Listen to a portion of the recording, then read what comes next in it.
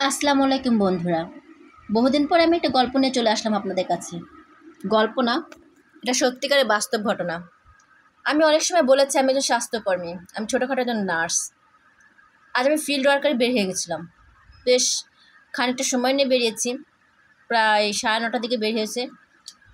তো আমার লাইফে আজকে একটা ঘটনা ঘটেছে, যেটাকে দেখে আমি সত্যিকার অর্থেই বাকরুদ্ধ হয়ে গেছি।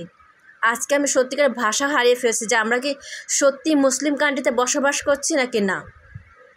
6 বছরের শিশু থেকে বৃদ্ধা মহিলা এখানে ধর্ষণের শিকার হয়।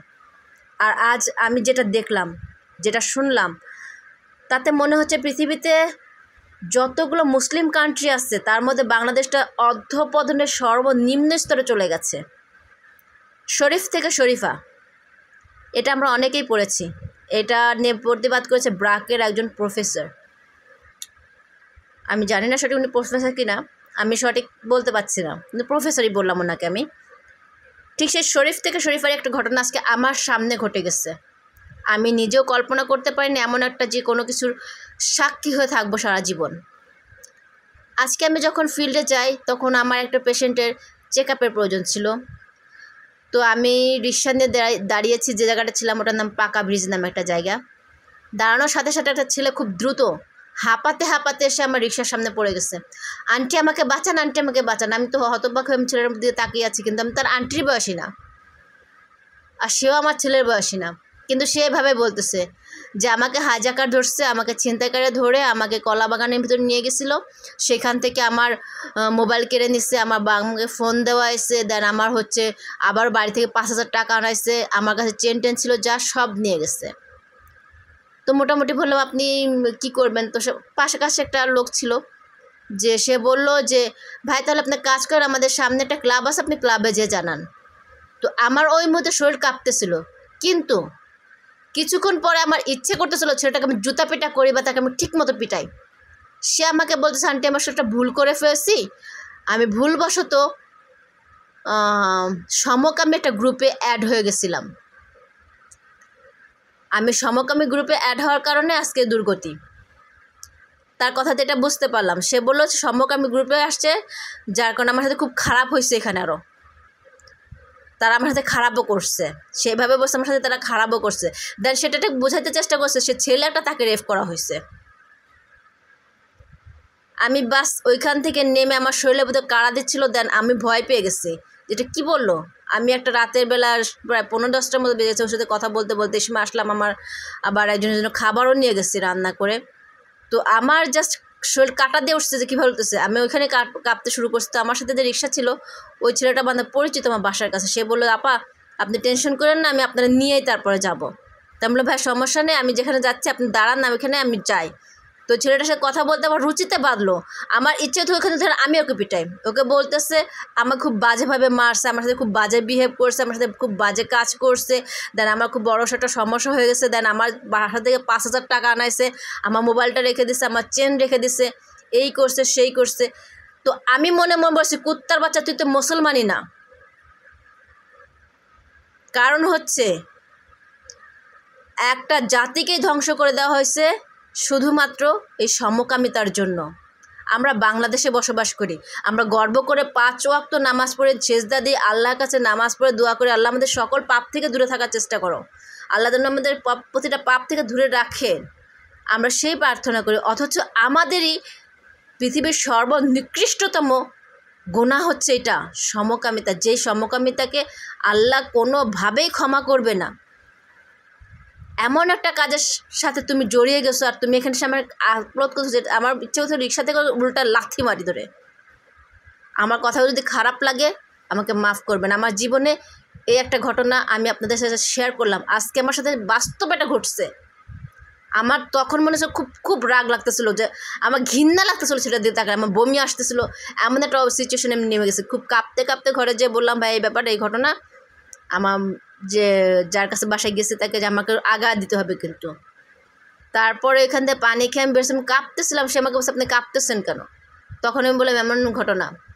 তাহলে আমি এতটুকুই কথাগুলো শেয়ার করলাম। আর শেয়ারগুলো করার একটা কারণ, আমাদের সমাজটা আসলে সত্যিকার অর্থে শিক্ষা শিক্ষা শিক্ষা উচ্চ শিক্ষিত লেভেলে যাওয়ার জন্য আমাদের প্রত্যেকটা পরিবার আমাদের স্কুলে পাঠায়, কলেজে পাঠায়, ভার্সিটি বা ইউনিভার্সিটিতে পাঠায়, কিন্তু সেই শিক্ষা আজকে আমাদের পুরোপুরিভাবে অন্ধকার জগতে নিয়ে যাচ্ছে।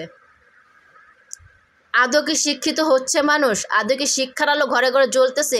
আদৌ কি কোনো মানুষ তার মনের ভিতরে পাপ থেকে দূরে থাকতে পারতেছে? মনের ভিতরে সেই অন্ধকার ঘরটাকে আলোকিত করতে পারতেছে?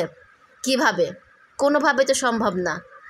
কারণ হচ্ছে যারা এই বাংলাদেশের মানুষ, যারা মুসলমান কান্ট্রি, যাদের দেশে বিভিন্ন রকমের বক্তা রয়েছেন, যাদের বক্তা শুনে পৃথিবীতে লক্ষ কোটি মানুষ মুসলমান হয়ে গেছে, অথচ সেই দেশেই এখন সমকামিতাকে প্রতিটা ঘরে ঘরে পেয়ে যাচ্ছে। এতদিন শুনেছে শরীফ থেকে শরীফা, ঘটনাটা আসলে কি? এই যে শরীফ থেকে শরীফা হচ্ছে, শরীফা থেকে শরীফ হচ্ছে, এদেরকে কি করা উচিত? সে এখানে কথাগুলো যখন বসে প্রথমে আমি কষ্ট লাগছে যে যেভাবে দেখি কীভাবে কী করা যায়। পরবর্তী যখন শুনলাম তখন আমার মনে হলো জুতা পিটা করি। আমি ওকে ডাইরেক্ট বলছি, তুমি তো মুসলমানই না, তোমার সাথে কথা বলার রুচিই নেই আমার। এটা বলে আমি চলে গেছি। আমি জানি না আমি কি বললাম। আমি শুধু এতটুকুর মধ্যে ভাবছি যে আমি একটা মেয়ে মানুষ ঘর থেকে বের হয়েছি, যেখানে ছেলে মানুষই এখন সেভ না। একটা ছেলে মানুষই সেভ না, সে এখন রেপের শিকার। কিন্তু সে সমকামী হয়ে গ্রুপ খুলে সেইখানে, তার মানে হচ্ছে এখন এই সমকামীটা এমন একটা পর্যায়ে চলে গেছে বাংলাদেশে, যেখানে মানুষকে গ্রুপ খুলে ফেসবুকে তাদেরকে ডাকা হচ্ছে, ডেকে তাদেরকে সেই সমস্ত ছেলেদেরকে পাকড়াও করে তাদেরকে ছিনতাই করা হচ্ছে, তাদেরকে টাকা নেওয়া হচ্ছে, পয়সা নেওয়া হচ্ছে, এমনকি তাদেরকে নির্যাতন করা হচ্ছে। যেখানে পুরুষ লোকই পুরুষের কাছে সেভ না, নারী কীভাবে সেভ থাকবে? এটা ভেবে আমার গা গোলাচ্ছিল, এটা ভেবে আমার শরীর কাঁপতেছিল। আসলে আমরা কোন সমাজে বসবাস করছি, কোন ধর্মে আমরা বসবাস করছি, আমরা কোন জগতে আছি? আমরা শেষ জামানায় চলে আসছি। খুব জলদি কিয়ামত আসতে চলতেছে, সেটা বলবো না, কিয়ামত আসতে অনেক বাকি। কারণ কিয়ামত আসতে হলে দাজ্জালকে আসতে হবে, কিয়ামত আসতে হলে ইমাম মাহাদিকে আসতে হবে, ঈসা আলাইহিস সালামকে আসতে হবে, আরও অনেককে আসতে হবে। কিন্তু দাজ্জালের যুগ খুব কাছাকাছি চলে আসছে। দাজ্জাল খুব জলদি আবির্ভাব হবে পৃথিবীতে, এটা আমার বিশ্বাস।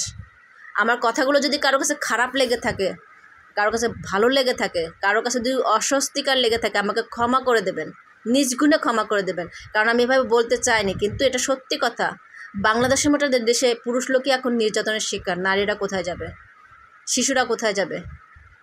কিশোরীরা কোথায় যাবে? রাতের বেলা তো দূরের কথা, আমার তখন দিনের বেলা বেরোনোর ভয় লাগবে। যাই হোক, এটা আমার জীবনের সত্যিকার একটা ঘটনা, তাই আপনাদের সাথে শেয়ার করলাম। আশা করি আমার কথাগুলোকে শেয়ার করবেন, আর সতর্ক করেন। প্রত্যেকটা মা বাবাকে সতর্ক হতে হবে, এখন প্রত্যেকটা ভাই বোনকে সতর্ক হতে হবে যে আপনার সন্তান কার সাথে মিশতেছে, কোন জায়গায় মিশতেছে, কোন গ্রুপে আছে, কোথায় আছে, কোন ফেসবুকে আছে, কোন টুইটারে আছে, কোথায় সে ওয়েবারে আছে, নাকি সে হোয়াটসঅ্যাপে আছে, সে ইমোতে আছে, কোন ধরনের গ্রুপের সাথে সে কথা বলছে, কোন কোন ছেলেদের সাথে কথা বলছে। এখন যদি গার্জিয়ানরা সতর্ক না হয়, ছেলে মেয়েকে নামাজের পথে, ইসলামের পথে টেনে না আনে, তাহলে কোনো ছেলেই ওই শুধুমাত্র নামি দামি শিক্ষার সার্টিফিকেট অর্জন করে কলেজ ভার্সিটি গেলে হবে না। এখন প্রত্যেকটা মানুষই ইসলামের শিক্ষায় শিক্ষিত হতে হবে।